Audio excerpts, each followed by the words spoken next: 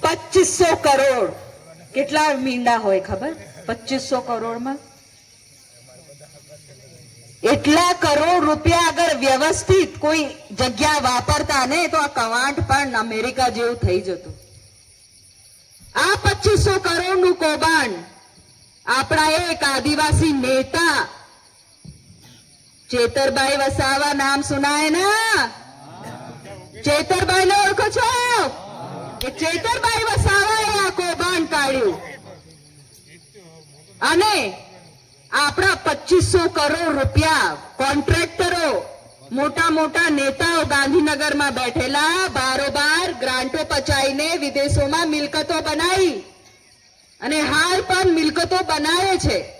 એમને શું પડેલી? તમે જીવો છો, મરો છો, તમારું ઘર બન્યું, તમારો ચૂલો હળગ્યો કે નહીં હળગ્યું, અમારી તો મિલકતો બની ગઈ ને. એમના છોકરા તો વિદેશોમાં ભણે છે પણ તમને તો અહીંયા એક નાની સ્કૂલ કે કોલેજમાં પણ એડમિશન લઈને ભણવાની એ લોકો ઈચ્છા નહીં ધરાવતા. એમના ઘરના પૈસા થોડી આપે છે, એ બધાના ટેક્સના પૈસા છે જે સરકાર આદિવાસી માટે આપે છે, પણ નથી વાપરતા એ લોકો એ ગ્રાન્ટો. મૂર્ખ બનાવે છે તમને. એમને ખબર છે કે ફક્ત દારૂમાં કે પૈસામાં જ આ ભોળી પ્રજા વેચાઈ જશે એટલે એમને શું અમે કહીએ? એ તો અમે જે કહેશું એ કરશે. અને આજે આ પરિસ્થિતિ છે પણ તમે આજે નહીં સમજો તો એટલી ગંભીર પરિસ્થિતિ આવશે કે તમારા બાળકો તમને પ્રશ્નો પૂછશે કે તમે અમારા માટે શું મૂકીને ગયા? અમારા પાસે ના ઘર છે ના જમીન છે. અમે સિટીમાં જઈને હું ગટરો સાફ કરવાના? સિટીમાં જઈને ફૂટપાથ પર રહેવાના? જાઓ જોઈ આવો સિટીમાં આપણા આદિવાસી છે જે ફૂટપાથ પર રહે છે. કોઈ પૂછે છે એમને? એ લોકો છે જેમના જમીનો જતા રહ્યા છે. એ તમે ના વિચારો કે એ તો એમનું પ્રશ્ન છે, આપણો નહીં. એ પરિસ્થિતિ આપણા ઉપર પણ આજ ને તો કાલે આવશે. શિક્ષકો સ્કૂલમાં પૂરતા નથી, સાચી વાત?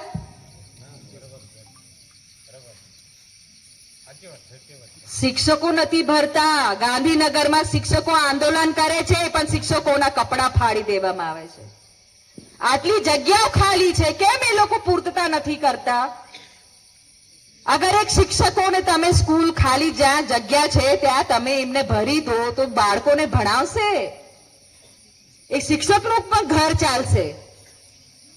તો સરકાર શું કરવા માંગે છે? એ આખું લોકતંત્ર ખતમ કરી દેવા માંગે છે. એ તમને ખતમ કરી દેવા માંગે છે, માનસિક રીતે, શારીરિક રીતે.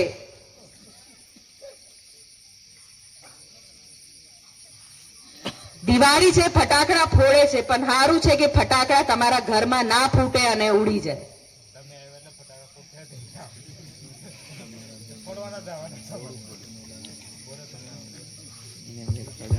પાણીના પ્રશ્નો છે, નર્મદા દૂર તક જાય છે, આપણા સુધી કેમ નથી આવતી?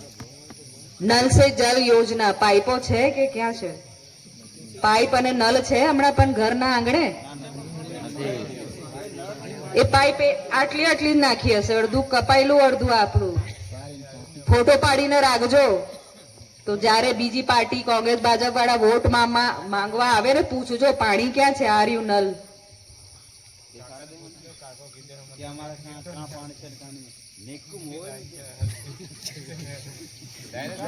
ચેતરભાઈ એક આદિવાસી સમાજના આપણા નેતા છે જે ધારાસભ્ય થઈને આપણા વિધાનસભામાં અવાજ ઉઠાવે છે.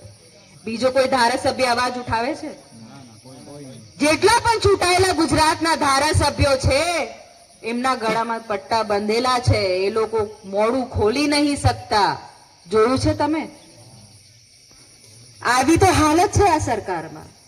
એ તમારા ચૂંટાયેલા પ્રતિનિધિઓ છે, ચાહે જે પાર્ટીના હોય, પણ એમની ફરજ છે કે એ તમારા પ્રશ્નો ઉઠાવે. કેમ નથી ઉઠાવતા? તમારી ટિકિટ કપાઈ જશે એટલે? તમને પાર્ટીમાંથી કાઢી દેશે એટલે? પણ આ જનતાએ તમને ચૂંટાઈને મોકલ્યું છે, વોટ આપેલું છે, તમારી ફરજ બને છે એમને દેખરેખ રાખવાની.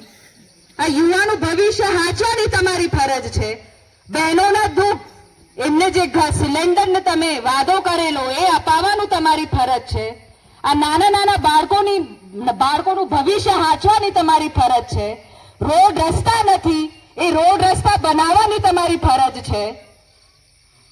તમારી સરકાર છે, તમે ધારો તો કઈ પણ કામ કરી શકો કે નહીં? અમારી તો સરકાર નથી, અમે તો બોલીએ છીએ આ તો તમારી સરકાર છે. સત્તામાં બેઠેલા છો તો કેમ કામો નથી થતા? આ પૂછવાની ફરજ છે. આ